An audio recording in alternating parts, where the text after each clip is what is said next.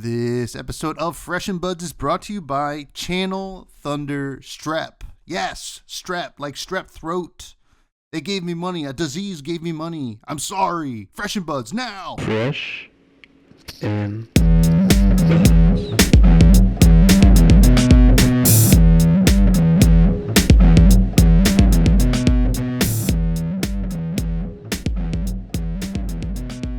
All right, folks. Welcome back to yet another episode of Fresh and Buds. I'm your host, Tommy Fresh, and you are all of my buds. And today we have a very special guest. It is Mr. Jotrick. You might know Jotrick on Twitter as Private Void or PVT Void, and also coding a lot of Talishar stuff, or maybe even judging your event.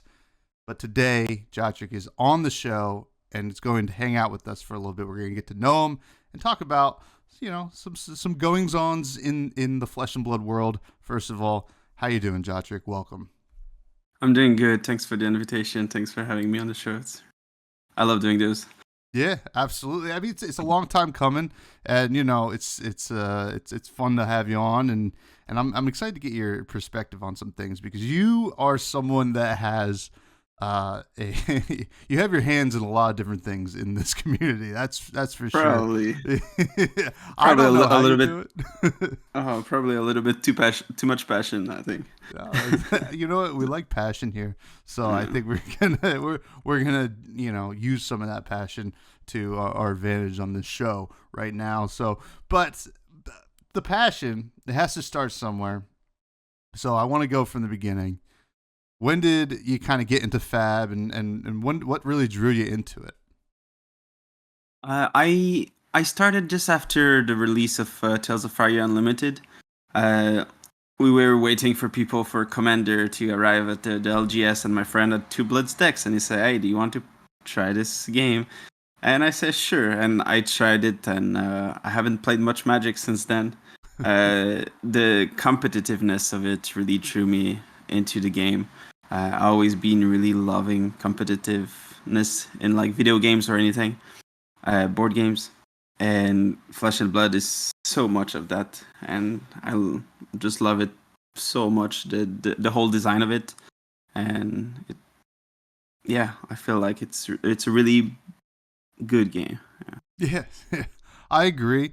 There is something about it, and I think the tiny little edges that you gain throughout the gameplay and stuff like that really just plays into the competitiveness that I've never really also ever got in other games, but maybe similar to board games where every little decision could mean just a little bit of an edge, which is very cool. Now, you start playing. How long were you playing until you started to decide I want to become a judge? Because you are, correct me if I'm wrong, an L2 judge. Yeah, exactly. It took I'm not sure if it took maybe a year, but I'm not even sure if I started judging first and then did Talishar. It seems like to arrive all at the same time. I really just wanted to get more involved in the game. I think I did one of my major event with Colin Krakow, and my performance were okay, like middle of the pack, and I really felt like, I don't know, locally it's really hard for me to have a team to practice. I always felt like I never managed to integrate well the Polish team or the Polish community. I feel like there's still a language barrier because I'm not Polish, and there's some challenge here. And online, sometimes just finding a team can be a challenge also. And when I saw all the promos and all the support for Judge, I decided to apply because I think they have a really good support. Yeah, you go to those events, I go to Pro Tour, I get all the goodies, I get paid to support for my trip also, and I kind of don't have to perform as much. And I can still be with the community, I can still enjoy the big event, even if it's not playing. And I think that's what drove me to that. I really love collecting the Flesh and Blood cards, having one of each. So when you go to those events, well, I don't have to buy those promos. Yeah, I've managed to get them. And that was one of the main motivator. And the second one, either with Talishar or not, is that I feel like the two of them go so well together in coding, because when you code a card, like I can learn the rules, and people bring me weird interaction that I never heard before, or even new cards on every set. People report a bug and it helped me like learn part the misspells so much just by coding the cards and having those report of bugs. Like I feel like they just go so well together that it seems like the logic thing to do. Yeah, to learn more. Yeah, it makes a lot of sense to me because, it just actually goes hand in hand so much because, we're going to get to a card in a little bit that, obviously had interesting interactions and was probably difficult to code because I reported bugs multiple times. First time I ever did that too, because I was just like, I know this one's really tough and I got to let them know because I need this to work because I want to mess around with it. And, I it's interesting that that's how it started. You wanting to be a judge and being able to kind of go to these events and get the nice benefits of being a judge, which I think Flesh and Blood as a whole does very well, like almost better than most other games. And what pushed you to become an L2 though? Because to my understanding, that is a tough process. Like one of the harder tests, maybe the hardest test, I'm not sure, to pass for fab judging. Yeah, I think it's just to progress. Yeah, it's this really feeling of progress that you've become L2. Like when you do multiple events, like why not? A little bit the same way as I went L1. Like why not? And I just tried. I actually failed my rule and policy first exam for the first time because that's something really hard because I cannot practice. There's no penalty and stuff on Talishar. I cannot code the split penalty and I don't have this practice, and that was really hard. And you go to event, I think being an L2, it just maybe open a little bit more door, but it felt like it was not so hard of a process. Like I got my L1, I applied for my first event for the Uprising premiere in Madrid, and I got picked. Yeah, so I think it was maybe a good moment also where they tried to attract a lot of new judge, and it felt like it was wide open to apply for those. Like I apply for every single role every single time, and you just make a nice recommendation letter. And it's also how I did a lot of scorekeeping also just by applying to every position. Yeah, they always need some people.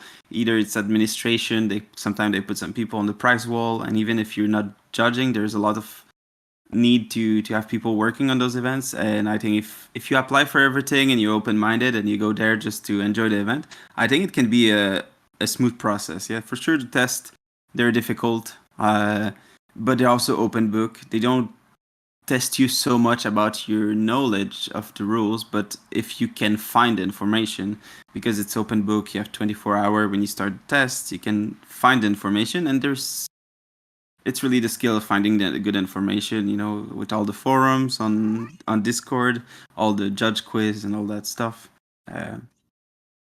There's information that you need to find. Yeah. Yeah, I mean, like any test these days, it's just because we live in the world of information, it's can you actually research is probably the real question that they ask, because there's going to be times at an event when you get presented with a question that I mean, I see it happen at least once an event where I see a bunch of judges huddled around being like, we got to figure this one out. It's hard, and I can't even imagine doing it. Now, you get to judge a lot. You go to a lot of these events. Are you getting to play much? If you're judging so much, when you're back home and going to locals or even just when you're coding Talishar, is that like I guess a way you can start to test as well, or not test but play? Probably not enough. Like I definitely pass more time coding than playing, and I think it's a tricky. It's tricky. Like if I would like to play more, like I would have to stop coding. But if I stop coding, who's gonna code Talishar? And I cannot play more. So I feel like I'm a little bit stuck sometime here. But I play at least once a week at Armory. I'm super regular. I go to the LGS that we have only one in town, so that runs some fab events. So I'm there every week. Sometime twice a week we have all the skirmish event or pre-release on Saturdays. Sometime I organize some UPF on Saturdays also. So twice a week, probably a couple of game of Talishar every week, but mostly coding. Yeah, and working, you know. Well, we need you. I think that is That is probably the biggest truth. We would love for you to play more, but sorry, Jotrick, we need you to start working more on this Talishar. But speaking of Talishar, it has revolutionized kind of the way this game is, right? Because it's become this great place to test for a lot of competitive players, and then even like on the casual side, you can, I might bring this wild blitz deck to Armory. I'm gonna run it just to make sure it works, and that's what some people use it for as well, as like commoner and other weird formats as well. What's your involvement been like? And you mentioned you code a lot, but is that what you do outside of Flesh and Blood, and this is something that you brought to Flesh and Blood? No, I actually studied in computer science, but I never worked in computer science. So I have a small background of a couple of years of university. But so in my real life, I have a work totally unrelated in logistic and supply chain for a big business in Europe, and so it's really just a hobby. I think it's also why sometimes there's some limitation to my skill as a coder, also because it's really just a hobby, and I think it's helped a lot, because a lot of people that have been involved in Talishar in general, if they do code as on daily basis at work, it seems like it's even harder to change the mask and be like, oh, I will code again after I finish working for a platform just for fun. And it really feel like it can be really hard. Some people, they just seems exhausted of coding. So like, why would they do more code as a hobby? And it's a struggle. Yeah, I don't think there's too many people that just code as a hobby and have the knowledge and skills to do a little bit and help, but don't do that outside. And I don't think I would be able if it was my work to be coding all the time. Like, yeah, it's almost more like a way of decompressing after work to just be coding and fixing bug and for fun with some music and relaxing. I mean, it's pretty cool, the fact that like it's actually something that you're having fun doing, and Yeah. like getting rid of some of the stress from real life, which is nice to hear. Because like sometimes like I empathize. Like I'm like, oh my god, like a new set comes out, right? And I do like a really long set review with like Bill, and we have a lot of fun doing it. But it's a slog. It was just like 5-hour podcast. It's a long time to talk about it. And then like there's people like you that are like looking at these cards and coding them into Talishar so people can play them because they want to play them as soon as possible, because whether they're preparing for a tournament or they're just excited to be playing these new cards. So it's very cool what you do. Now, speaking of a new card, the only card I ever reported a bug to Talishar on, because I've had minor bugs, I think, in the past, but like they had been quick fixed or whatever. Murky Water, which is for those who don't know, it's the 2-for-6 Riptide specialization. It blocks 3, and it's a red. And when it hits, you can banish 3 traps face down from your graveyard. Choose one at random. Blah blah blah blah blah. That one had so many issues, understandably, because we've never really seen a card like that. And I guess like the new Leviathan card, Shadow Realm Horror, probably had some similar things going on with it. Well, 3 from, in a way. Like we just reused the old code of Monarch where you just banish 3 cards. Yeah, like it's already there. Yeah, it was already there. So, I could probably talk to you about a billion cards that were tough to code, but why was that one so hard? It's 100% a skill issue. It's all 100% my fault. At the end of the day, I don't use randomizers so much. Like in the card of Flesh and Blood, there's not so many, and this one, like, you choose 3 traps and then you choose one randomly. And I made the silly mistakes of like putting the lowest a 0 and the highest 3, and so you have 0, 1, 2, 3, and so it was choosing out of 4 number instead of 3. So 1 out of 4 times it will pick a random number that is not one of those 3 traps, and it will put a blank card and then mess up everything. So once I found it, it's easy, it's stupid, but I think it's like those little things where just because I'm someone that do it as a hobby, like and then you have to find why sometimes it doesn't work, and people report the bug, and now you undo, you try, and now it works, because it's not one of the 4. So I'm like, why is it working now? How what changed between the report of the person and what I tried? So yeah, this one was I think just a skill issue. And beside that, with new set, it's really a lot of work. But also, I really love what they did with the set with the Blitz deck, where they released all the rare and common, and those were so easy to put. They were all simple cards, and the big batch was there. And I think that's what they're gonna do also now for this spoiler season. They said that in the article that like new Majestic will be revealed. I don't even know if legendary.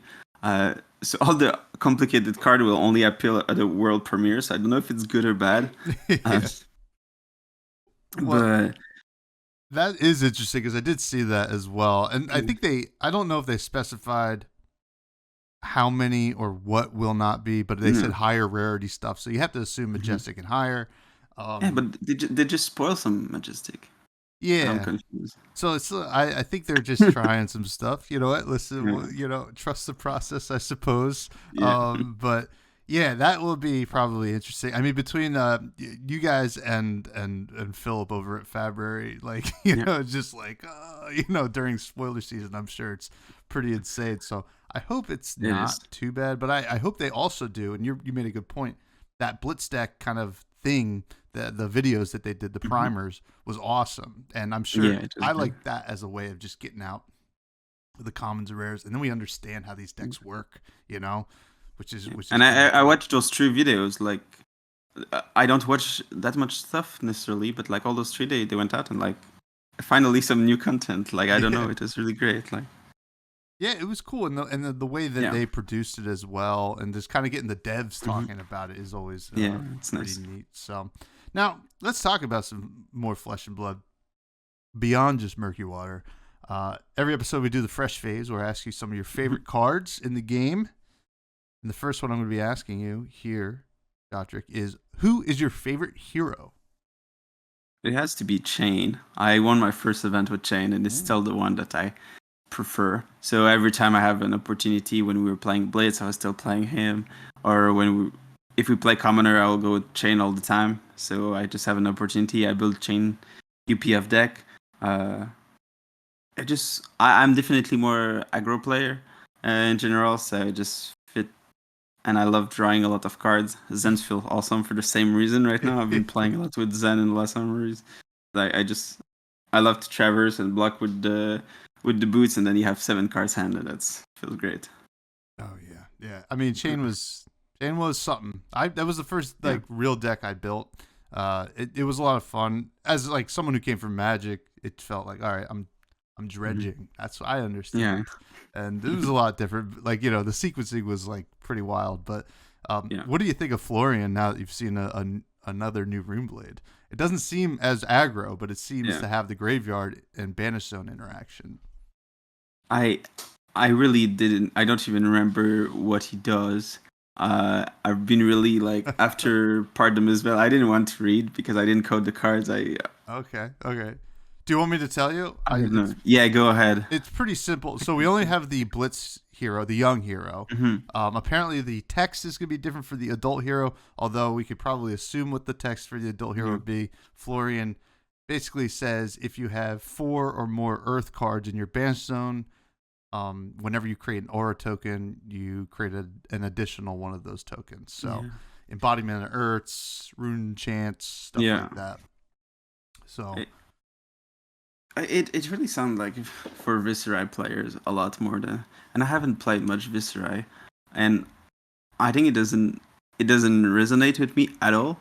I think I will be a lot more like a Aurora player, where Oh she yeah. seems more aggressive, Hmm. and like Embodiment of Lightning is just the more aggressive. I really love the new channel that make you draw cards, which come back a little bit to this chain. Yeah, you don't draw cards, but this one is more 100%. I'm going for the Lightning one instead of the hard one, Yeah, yeah, that even one. if it's changed. Yeah, Yeah, I mean, it.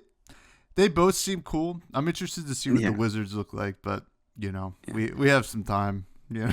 Yeah, I really hope. I mean, I have no doubt that LSS did something different because they always manage to surprise everyone.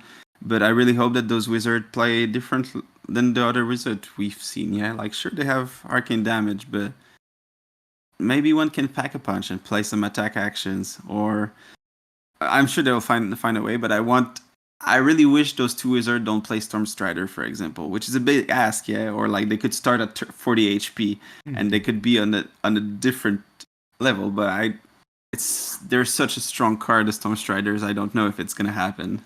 Yeah, yeah. I mean, it's a little tough. They pigeonhole themselves, but perhaps they've dug Yeah, themselves out of it. Now, what's your favorite weapon in the game? I think it's Downblade. Ooh. I think it's the most. I don't know if it's the most flavorful weapon, but it's a really. I played a lot of Durantia at the beginning, and I love how it can get stronger and stronger, and it's just the whole deck is focused on the weapon, so it make it really interesting.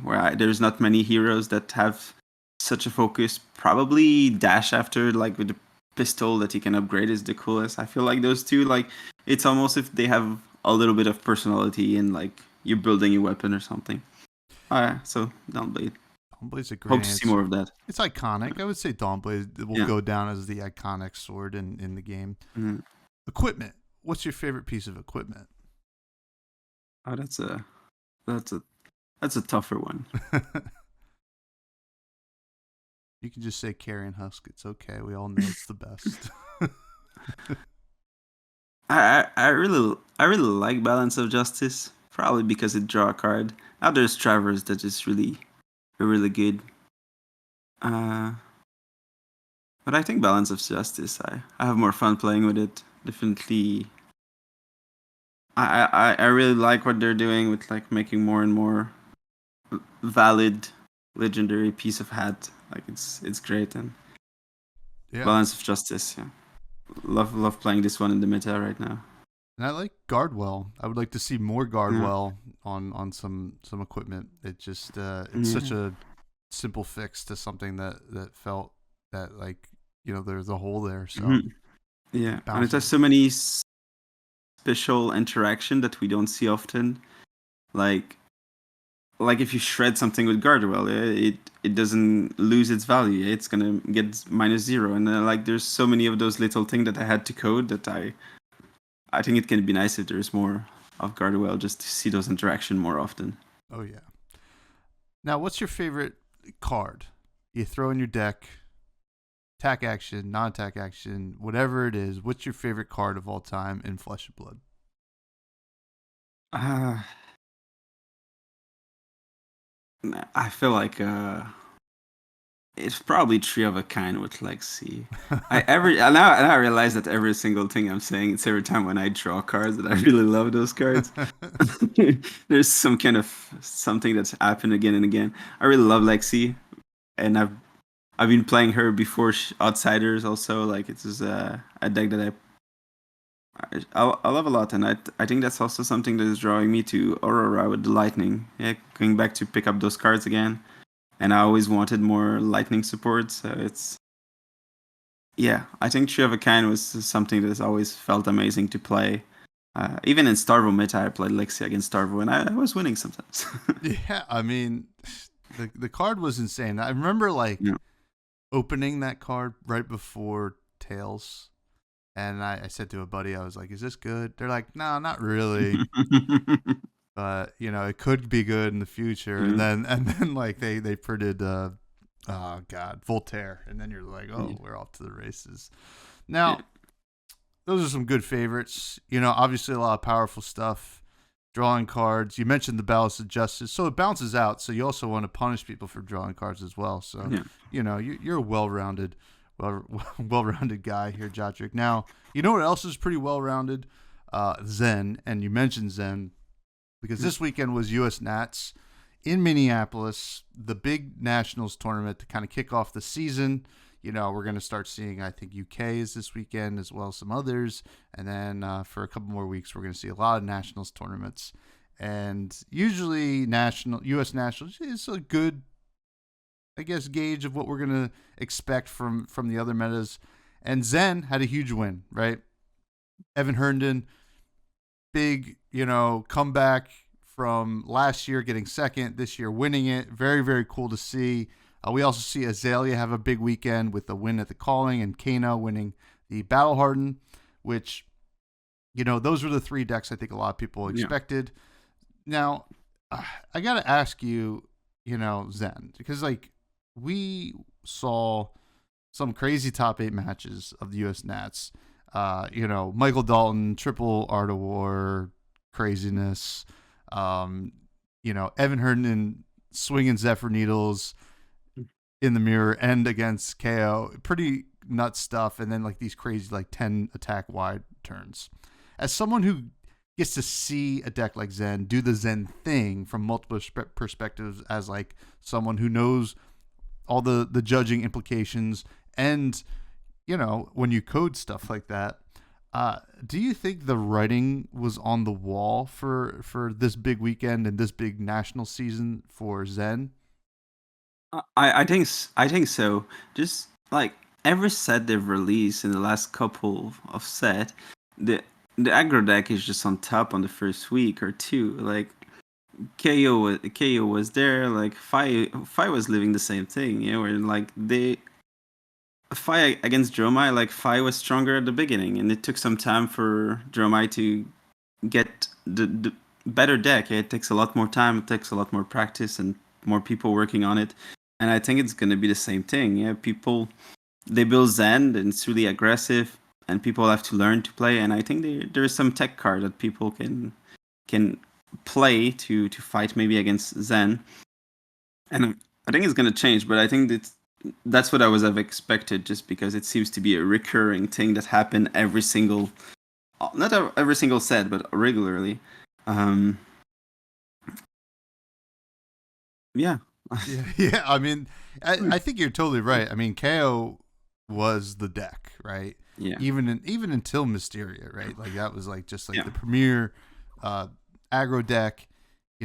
Hasn't really. I mean, it was probably on its way to go Living Legend if another aggro deck didn't come around to kind of them clash it out. We saw the finals of US Nats was KO versus Zen, and I wonder if when we look at this kind of situation where Zen is so good, and we're seeing something that almost feels like what they were afraid of with Stubby Hammerers and Fi, right? But they're kind of letting this one ride.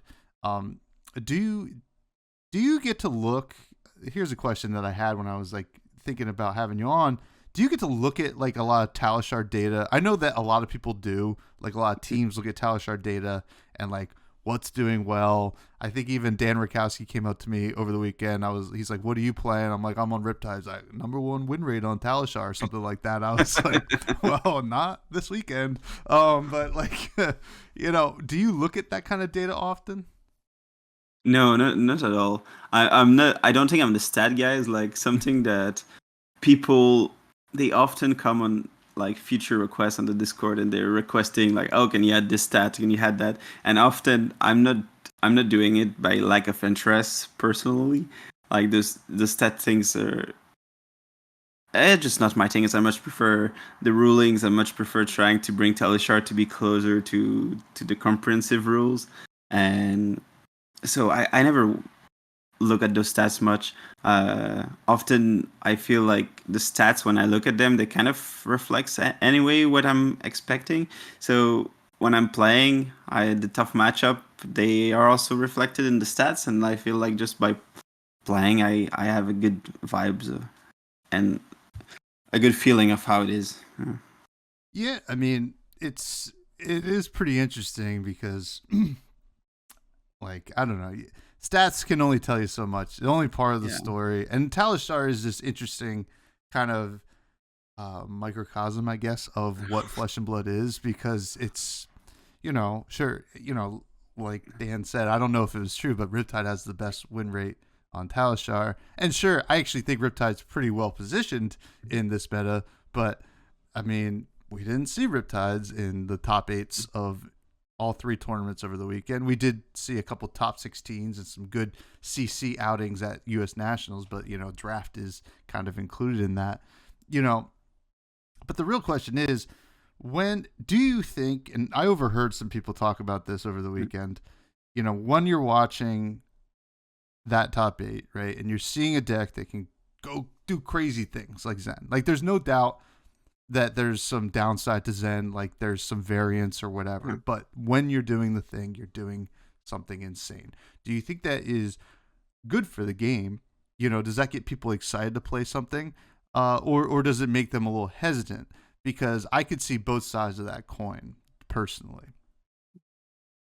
I really think that I think it's good for the game to do powerful thing. I think the best case scenario is when you have two players fighting each other and they both feel like they're doing something extremely powerful, and I think that makes both players feel good. Yeah, and if those two powerful heroes, there's gonna be a loser anyway. Or so as long as you're able to do a powerful thing, it's a lot more interesting. I think.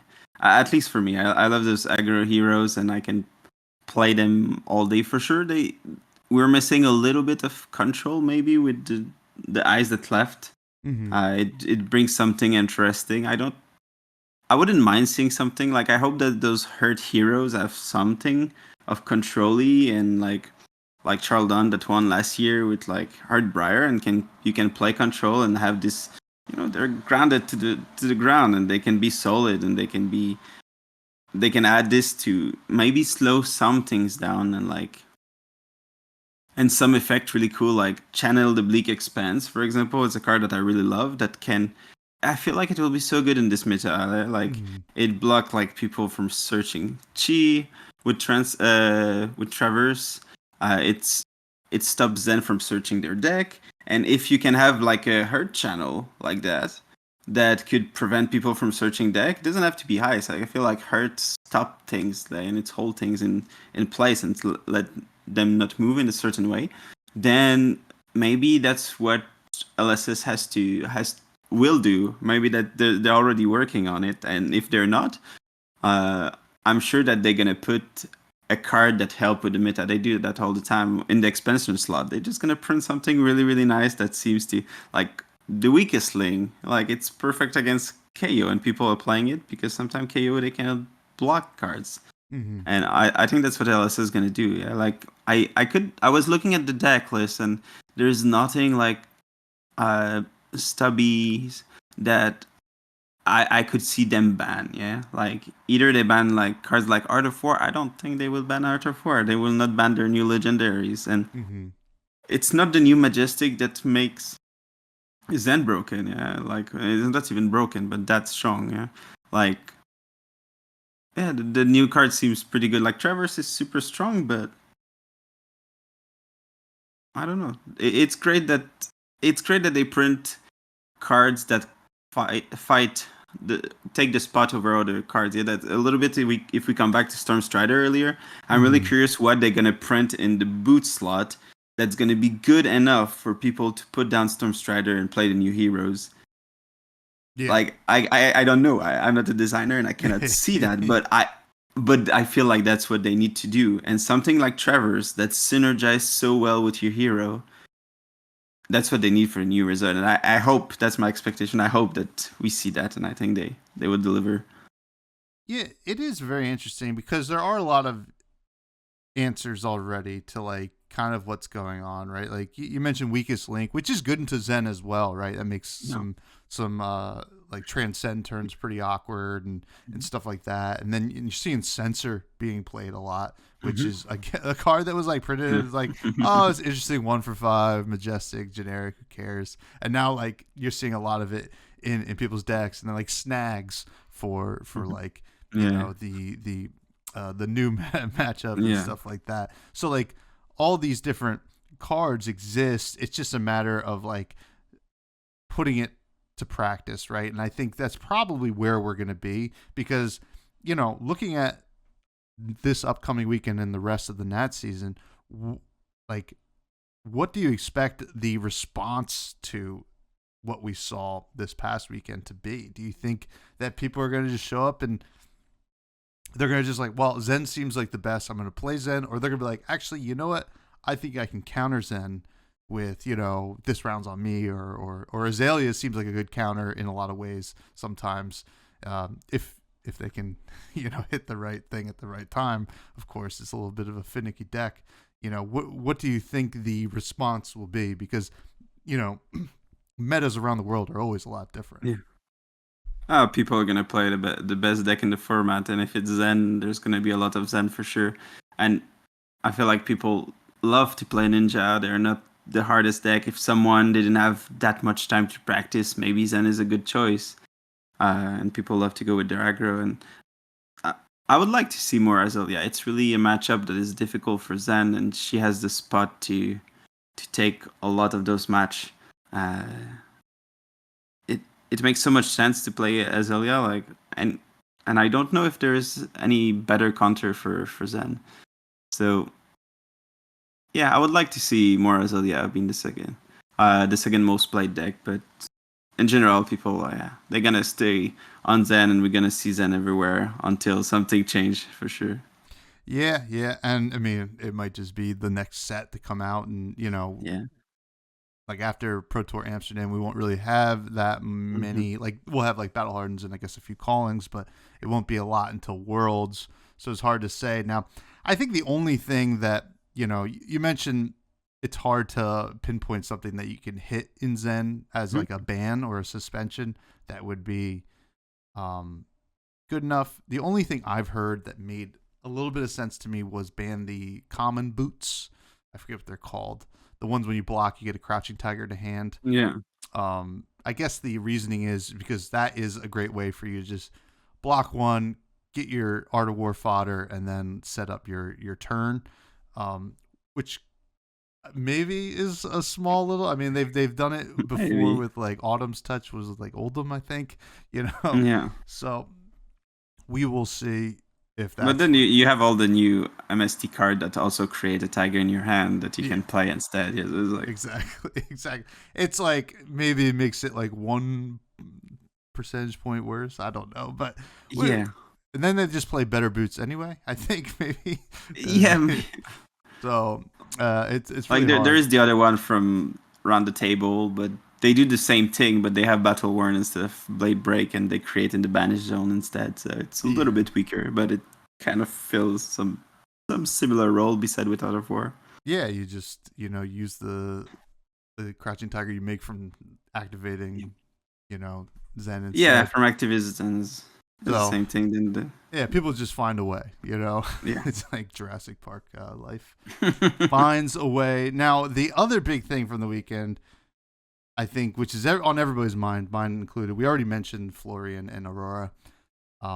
Rosetta was announced. The return to Aria here as the next set. We're going to have 4 different heroes, 2 Lightning, 2 Earth, 2 Runeblade, 2 Wizard. So what does that mean, Jotrick? That means we have the all arcane set that, you know, we've been talking about and the rumors have been milling about for a year now. I got to ask you, how do you anticipate handling an all arcane set? You know, because I feel like arcane is the least simple, I think, mechanic in the game. Sometimes I think it can be simple, but like sometimes it is harder for folks to maybe grasp. And like even like we've had Arcane Barrier, we've had Spellfray, we haven't had another real way to deal with Arcane. What do you think we're gonna get out of this set? As someone that's gonna have to code these cards, what do you hope we get out of this set? I know what I hope we don't get. I hope we don't get something new like Quell, because they introduced Quell in Uprising, and they didn't bring it back. If they bring back Quell, no problem. Mm-hmm. But when they bring a new keyword like that do some the same kind of prevention, I feel like you have to rework the engine, add these new things. Even if there's a couple of them that exist, it's a lot more work. If they bring back Arcane Barrier, it's easy. I just put Arcane Barrier 1 and it's already all coded and it's great. So that I hope they don't bring. It's gonna be a challenge for sure. Currently, one of the worst bugs that I have no idea how to fix is with the rune chant, and it's happening mostly only with Runeblade reports. That something gets lost in the information, and people try to block. And instead of blocking with the card, it's trying to play an empty card, and something is lost, and I don't understand. So that's a big problem because we're gonna have rune chants flying around soon, and we're gonna have to figure it out at some point. Mm-hmm. For the Arcane stuff, it's been pretty smooth, like because Arcane is there from a long time. Like if they bring back stuff that already exists, it's normally no problem. They're probably gonna print some commons that deal 3 arcane damage. It's super easy to code and no problem. So I don't know what they can do with the Arcane. Like if they mix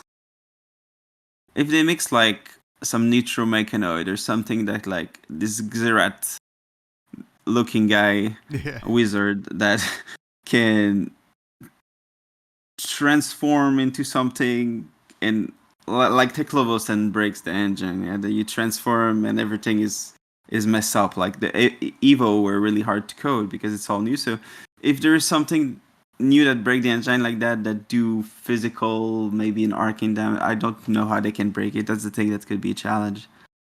Yeah. Yeah, I mean, I'll be honest with you. If I were you, I'd be the most scared of the. I think it was Auxilio. Yeah, the one that is in the wall. Because, well, first of all, that's the young hero art. What is the adult hero gonna look like? And it's so huge. Yeah, like on the Marvel, you see the little humans next to it, and it's so. I don't know what the. I mean, I'm excited to see how it works. I'm sure it'll be pretty cool, but I'm a little bit worried about how you go from there. I mean, they better give us some banging lore articles to kind of make it make sense. So I hope they manage to hire the person to do that. Yeah, yeah, absolutely. You know, maybe Kale from Dead Summer Art, but you know that's neither here nor there. But yeah, so we will see. You know, what we get from that set. There's like whatever we've seen a little bit. It's enough to kind of satiate the masses for the next couple months, and then unfortunately it'll come out and there'll be a lot more stuff for you to work on. But it is a after holidays, at least after holidays. Now we do have some listener questions. You know, a lot of people are very excited you're coming on. These come from the Buds Discord, which anybody can join in the show notes below. The first question comes from Orc Knight, a.k.a. Jesse Harper. Can we bring back achievement badges? I missed my number of wins during the Talishar deck challenge badge. And then what hero are you most excited for out of Rosetta? I think we kind of answered that one. A little bit, yeah. For the achievement badge, I think it's not a feature that I worked on, so it's not something that I'm not looking for more work on my plate right now. So, like, I know people find it really cool, and if the person that's worked on it want to work back on it, I'm sure people will enjoy. But for me, it's out of my scope. I really love to. There's so much work still to do with the rulings and bugs. Maybe there is one day where there's no more bugs and everyone's happy and everything, and I'm looking for new things to do. Maybe I could bring it back, but until then, I think you're not seeing them from my side.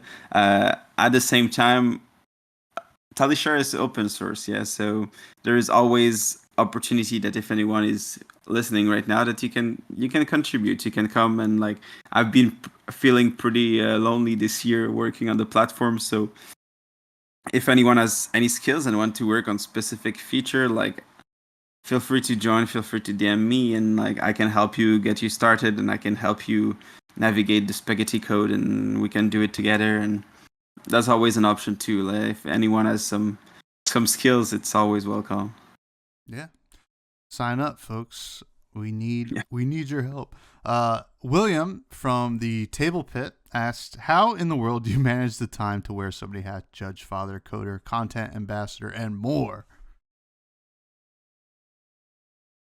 I really feel I've been starting to take antibiotics for the last 2 weeks, and I had to cut caffeine for like a month. And I really want to say caffeine makes me and coffee makes me be able to wear all those hats and do so much. Uh, I feel like the last 2 weeks I've been like dead at home trying to recover from caffeine withdrawal, and I think it's passion. Like most of my free time, I put it on flesh and blood one way or another. Uh, and it's probably what's driving me. It's just passion for the game. Yeah, it's a game that I love, and if I could if I could play every day, I would, but I cannot play every day. So instead of putting my work somewhere else, uh, with judge quiz and all of that, I think I'm pretty good with organization. So I managed to organize my time. Uh, the newborn is 10 months old right now, but it's sure is taking a lot of time. We were really looking forward to when he was going to start kindergarten in a couple of months, just to have a little bit more freedom. And also, working from home sometimes allows me to be a little bit more flexible with my time and managing everything. If I was to travel at the office every day, like I would lose like 2 hours per day, and then I feel like this 2 hours is probably where I put some times on all those projects. So I think that's how I manage a little bit Well, you're as good as I killing can. it. You're killing it, man. Capolo asked, "How often do you visit your home country of Canada? Do you miss anything from there?" I try my best to go every summer. The only summer I've missed in the last 10 years that I've been living in Poland was last year because my son was born and my wife was pregnant and in labor, so we've missed it. And yeah, trying to go every summer just to see the family. It's also really the great way to just relax and unplug a little bit from my daily life. And what I miss the most, I think, is the variety that you have in North America and grocery store. Like when I go to Canada and I go to grocery, like there's so many choices from everywhere in the world, and the amount of flavors and different stuff that you have is really huge compared to what I have in Poland. I feel like all the grocery store here are a little bit smaller. The amount of fruits that you have is a little bit smaller, and just in general, like I think the variety and my friends. Like I made some new friends here. It's my hobbies, but uh, there's some those friends from schools and back in the days that uh, I wish I could see definitely more than once a year because once a year is not enough. But we deal with what we have. Yeah. Yeah. Next question comes from Darth Prentice, aka Greg, who, well, first says, not a question, but wanted to offer the most profound thank you for all the hard work that you've done over the years. Talishar has been a lifeboat for his connection to the game, which I'm sure a lot of people, share that sentiment towards Yeah. you.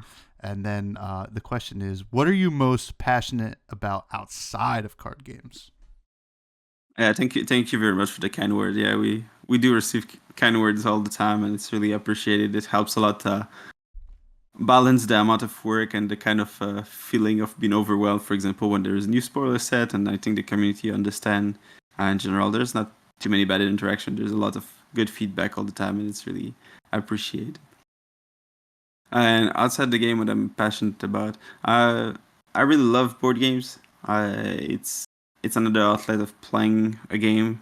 I used to play too much video games, and I stopped mostly playing those, and I put this kind of the same kind of passion and competitiveness into Flesh and Blood and into board games. I also love sports a lot. Hockey mostly, like watching the Stanley Cup and stuff from home. Even if I'm in Europe, I cannot watch them live, but I can watch some recap the next day and stuff. Still playing some hockey pool with my friends. And beside that, it's food. Big food lovers. I just can eat food all day. Oh well, we always Everything. we always end the show with some food, so I'll be asking you about something that you want to shout out. Next question comes from Greg Jones, who asked, if you could build your own hero, which class and talent would you pick? What class? I'm gonna need a couple of seconds for this one for sure. Is that Shadow Runeblade? No, but Shadow and playing in the Banish Zone for sure. Like, we only got Runeblade and Brute, and we need more of that Shadow stuff. Mm-hmm. So Shadow is a good choice. Like, even the Shadow Warrior. I think Shadow Warrior is probably because I really love Dorinthia. I play a lot of Boltyn, and it sounds cool. Doesn't have to be the Necromancer. The Necromancer sounds cool also. Yeah. I want to see more Bard. I love Melody so much in UPF. I wish they would do some support for thing. I want to see new class. I think that's something that gets me excited in general. Mm-hmm. But yeah, Shadow Warrior sounds pretty cool. We need one. That'd be cool. Dorinthia maybe kind of turns to the dark side. Boltyn maybe goes to the dark side. Who knows? Sigma asks, where do you see the game going? Is MST immediate power level and interactions and making like blues very powerful good for the game? I think we kind of answered this one, but a little bit. Yeah. I think it's good for the game. Talents are really cool, and all those 3 heroes are something new, and as long as they bring impactful and flavorful heroes, I think we're good. I think I much prefer a set like that. I really love heavy hitters, but like when a hero like Betsy or Olympia feels like they're a little bit uncooked, it doesn't necessarily bring more joy. I think something like MST, like where the 3 heroes are impactful and 3 heroes feel really cooked and amazing. I think that's a perfect set. Yeah. I mean, the talents are cool. I mean, we're going back to another talented set with Rosetta. Yeah. Bringing back talents is amazing. Like, people want those talents back. Yeah, and they're very cool. And like, no more Earth and Lightning or 2 of because the card pool gets too big. Like, let's just focus on one talent, which is very nice. Earth only, Lightning only. We'll see what we can do. Explore that space. Should be very cool. It worked for Icelander to a certain extent. Icelander was quite good, but then again, Frostbites in general are quite good. But it's another hero favorite. Yeah, they knock it out of the park with something that is unique that people love. So yeah. Besides Storm Striders, it's a bit of yeah. Well, that's gonna do it for the show. Thank you, Jotrick. You've been amazing. Thank you for all the work you do. Thank you for everything you do for this community, because it's totally just awesome that you do it, and we're all very happy about it. And I'm glad to have gotten to chat with you. Can you please plug anything that you need to plug? I know you do have a Patreon that people can support to help support what you do and stuff like that. Yeah, so I do have my Patreon that I run mostly for Talishar for the amount of hours that I put, so any support is welcome. Beside that, I have my Twitter account where I'm pretty much active at PVT Void. Otherwise, you can also follow FabJudge on Twitter. I'm also the person that is running the judges' social media, where I post quiz weekly to try to educate people and share some interesting interaction that I discover when I'm coding and when I'm learning to judge at the same time. So that's a place where you can follow my content and what I do. Please do. You can all continue to find me on Twitter at freshbudspod. Check out the YouTube, like, comment, subscribe there. Buds Discord, great place to hang out. Patreon, I have that as well. It's all in the show notes. And Fresh Juice, the podcast I do with my cousin, where we talk about indie video games. You can check that out as well. That is a weekly podcast as well. And finally, Jotrick, food. I always like to end on food because it is the great unifier. What is some food that you want to shout out that you've been loving or craving or even you miss from Canada? Uh, if I go for Canada, it's too easy. It's poutine every single time. Yeah, because Yeah. you don't have it here, and it's the first thing that my mother is gonna put on the table when I arrive is a big poutine, and then you're satisfied for the week. Otherwise, I want to shout out Pączki. It's the Polish donuts. They're great, and yeah. So you have a little bit of my two culture now, and Yeah. Well, those sound good as well. So I'll be looking those up. Thank you all. I saw Charmer this past weekend, and we don't have time for him this week. It just is what it is. Thank you all. Please have a great week and stay fresh.